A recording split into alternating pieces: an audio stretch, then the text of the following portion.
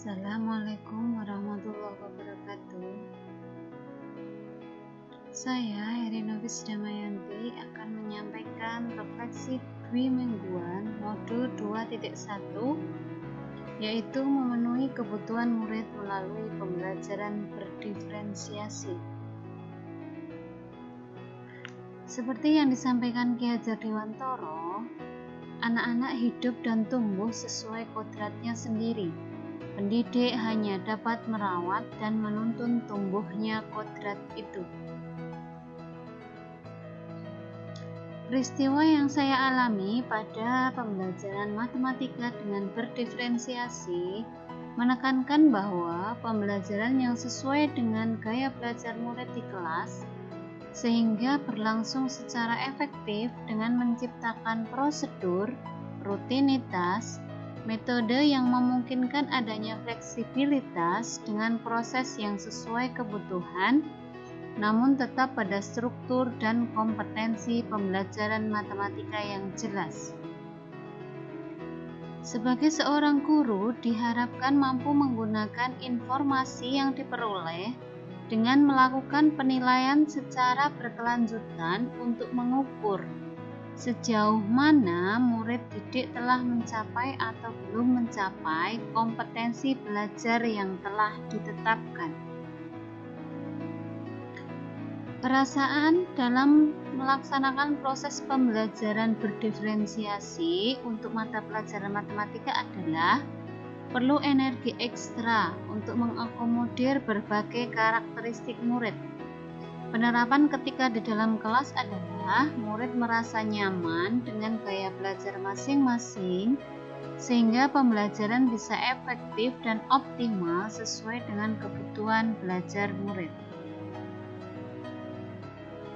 Adapun pada proses pembelajaran, pelajaran yang didapat dari proses ini adalah saya belajar bagaimana mengenali potensi murid, merencanakan pembelajaran sesuai karakteristik dan potensi murid, melaksanakan dan melakukan penilaian yang sesuai dan melakukan tindak lanjut sesuai dengan karakteristik dan potensi murid.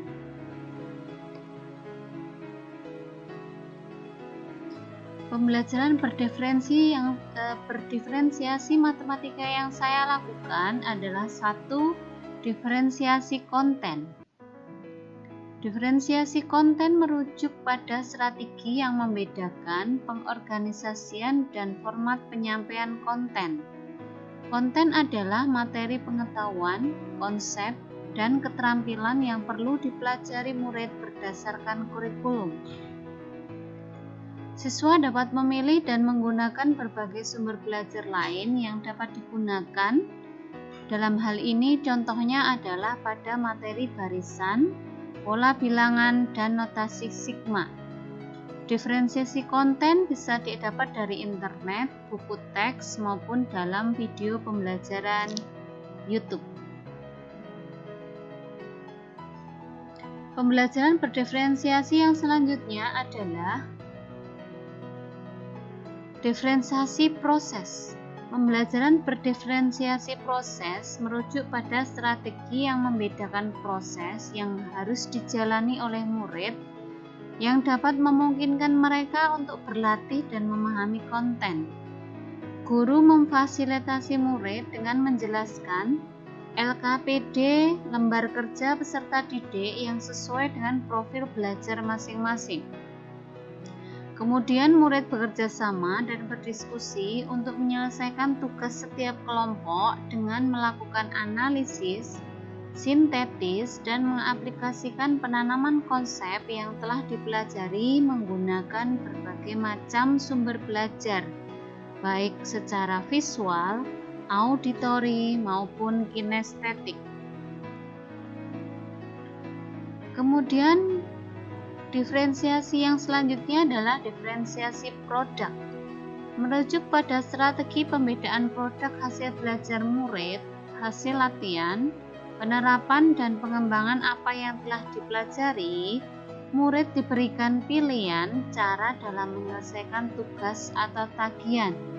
Apakah berupa tulisan yang mereka upload dalam bentuk PDF atau untuk infografis bagi mereka yang menyukai dan berbakat dalam membuat presentasi.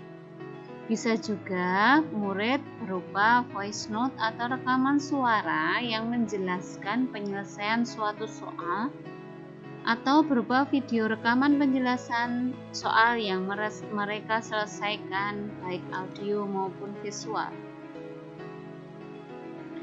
Terima kasih, itulah refleksi mingguan dari modul 2.1.